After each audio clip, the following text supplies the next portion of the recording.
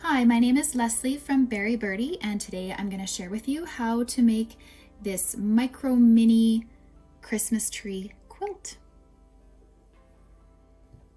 Okay, so first of all, you want to start off with your strips of fabric. You're going to need a green strip that is about 6 inches long by at least 1.5 inches or 1.75 inches wide.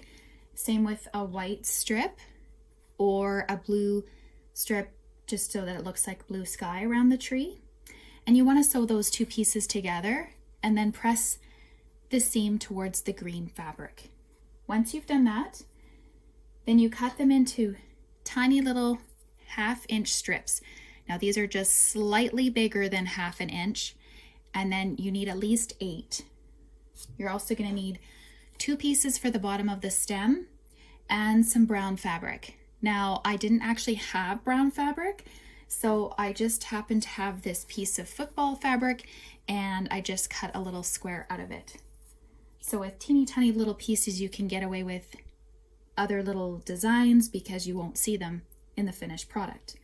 So first you want to create your stem, and you don't need to be too specific when you do this sewing, because all you need it to do is at the end be 1/8 of an inch wide. So I'll show you here.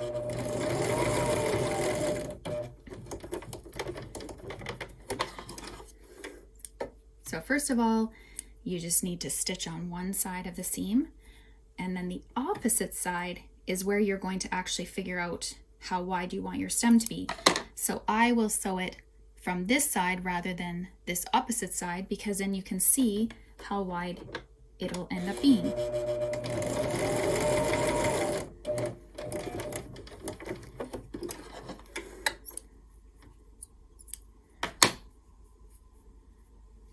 And there's your stem for your tree. You're also going to need a piece of batting and backing. This one is just about 3 inches long by 1.75 inches wide, and then just a small little scrap of fabric behind it.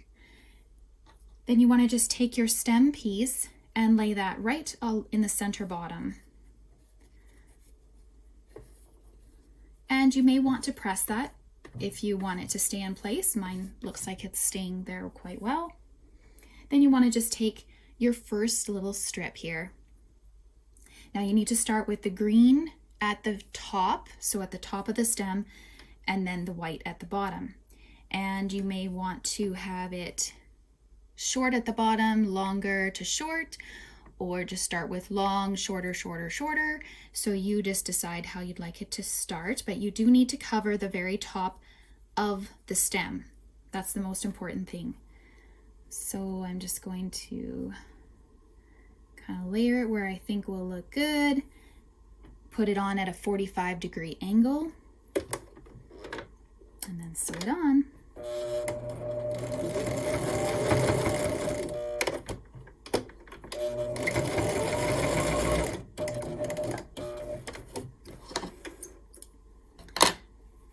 And there's your first piece. And then you want to do the opposite side. So fold it back like this. And you just again want to make sure that you're going to cover the very top of that stem, and also that it's going to end up being the same on this opposite side, so that you don't have one longer piece of a stem and then a shorter piece. So I kind of just hold it there and just have a quick look. Fold it back. Yep, that looks good.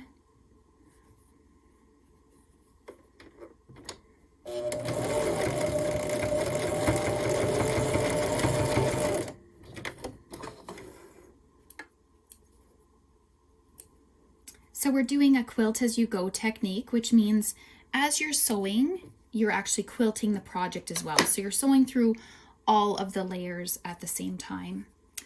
And there's the first layer of your tree. So then you just want to continue up this in the same fashion and just set on your next piece. But the next piece you're going to want to layer just slightly offset so that it creates that tree look. And it can be as low or as high as you like.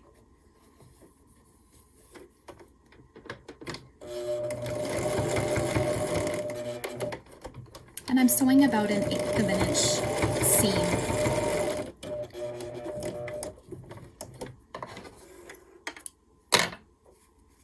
And there we are. Same on the other side.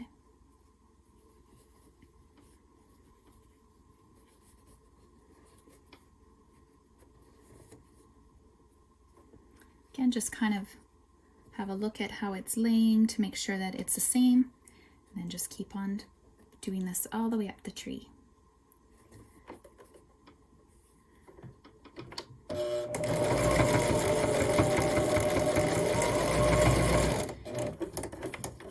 You can see that it is helpful as well that I'm using a piece that's a little bit bigger than what the finished quilt is going to be, because these little pieces can be really hard to sew with, and if you're working with a little bit of a bigger piece and then trim it down after, it makes it a lot easier.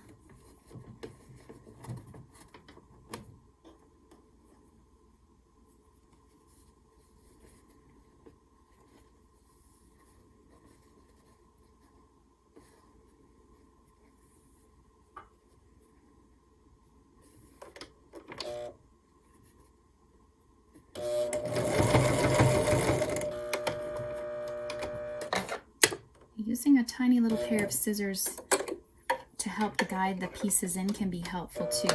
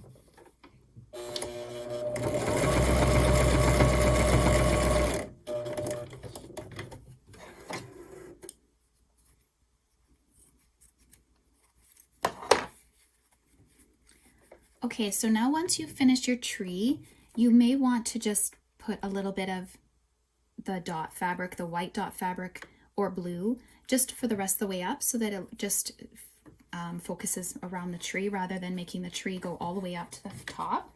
So I'm going to do that by just adding a couple of these white strips.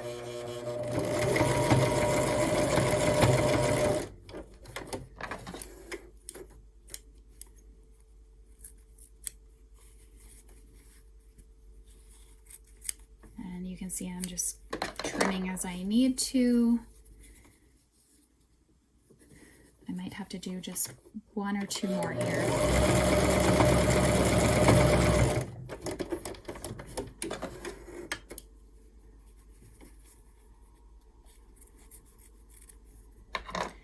Okay, so I'm going to do just 1 more here on the top.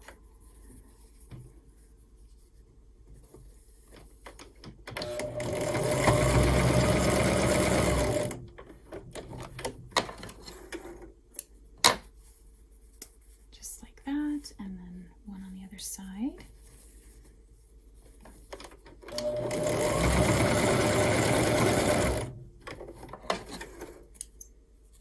Now you do have to be careful that you do hide all of this batting because you don't want it to show. So if you happen to trim across here and then you have a tiny little piece of batting there, then that wouldn't really look very nicely. So you should probably, we're just gonna stitch this last little piece across here just to hide it, just to be sure.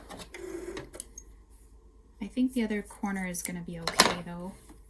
Then you're gonna wanna go and press your tree, and then I'll show you how to do the outside.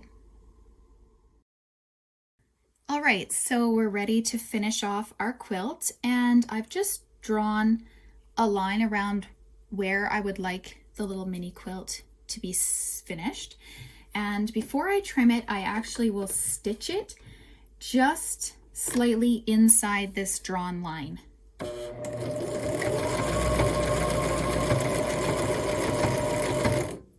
Now I do this because it keeps all of the fabric together, and it's like kind of quilting it around the binding to keep it, or the edge, just to keep them all from fraying and from moving around. Especially when you're working with these tiny little pieces, putting on the binding can be quite tricky.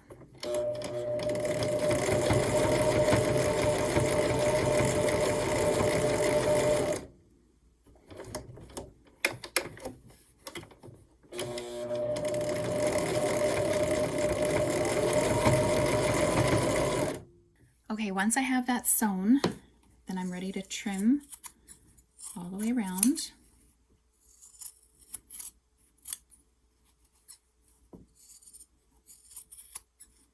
And if you stitch just in the inside of that drawn line, then you shouldn't be trimming your sewing. And here's just the back, so you can see it's been quilted, which I would normally use a matching thread, but I just used the white just so that you can see what it'll look like. Then we're ready for the binding. Now the binding I use no bigger than 1 inch. I prefer 3/4 of an inch wide when I sew a little mini quilt. And I use this little ribbon technique where I'll use a tiny piece of ribbon at the joining of the binding just to decrease all of the bulk. So depending on where you want to start, usually I like to start from the bottom or from the side. And in this case, I think I will start from the bottom. So you want to lay your ribbon directly matching up with the edge, and then place your binding strip in the center of that. So it starts right in the center of that ribbon piece. And then you want to sew it on using a 1/8 of an inch seam all the way around.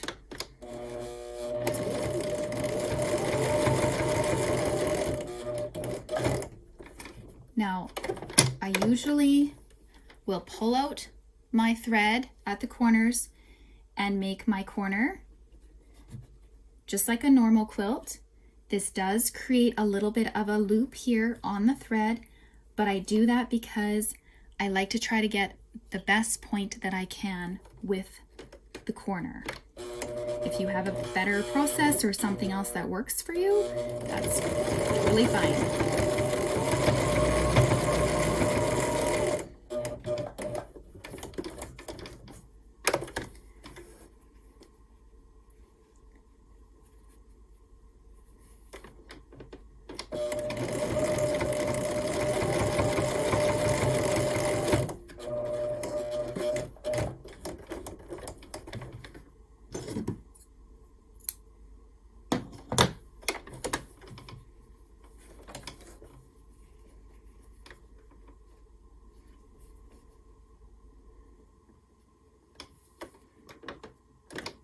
It can also be a little bit helpful to start a tiny little bit in from the corner so that the machine doesn't catch or grab that little, the corner of the binding.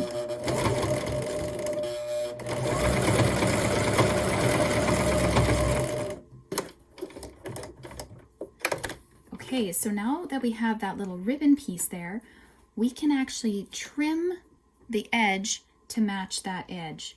So I'm just going to stitch just up to it and then trim it off.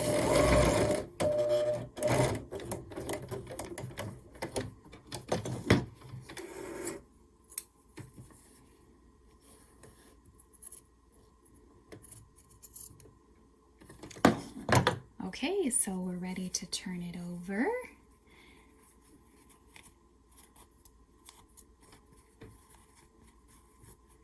And you can see how this little binding ribbon will hide that join. It will hide the seam right there. And then all you do is just fold it under and hand stitch it to the back, and you will have your little tree. Now, if you do want to use it as a gift tag, then you could stitch on a ribbon or even sew on gold thread or twine, something like that, and then you would have a little tag. Sometimes people will use these as prayer quilts, where they just keep them in their pockets. I've given some to people who are going through chemotherapy because you're not allowed to take anything into the rooms with you, so they would have it in their pocket and just be able to hold on to it and know that you're thinking of them. I even just have a wall of them. You can just put them all on your wall and have a little micro mini collection. I do have a micro mini sew along that I have in May on Instagram with tons of prizes, and you can also join me in May along with that, or check out my hashtag micro mini SAL and see all the other creations that we and other Instagram followers have made. Thanks for watching. If you want to make any of the creations that you see here on my YouTube channel, you can find them on my Etsy site, Berry Birdy. And if you want to follow me along as I make new things, share tutorials and how-to videos, you can follow me on Instagram at Berry_Birdie.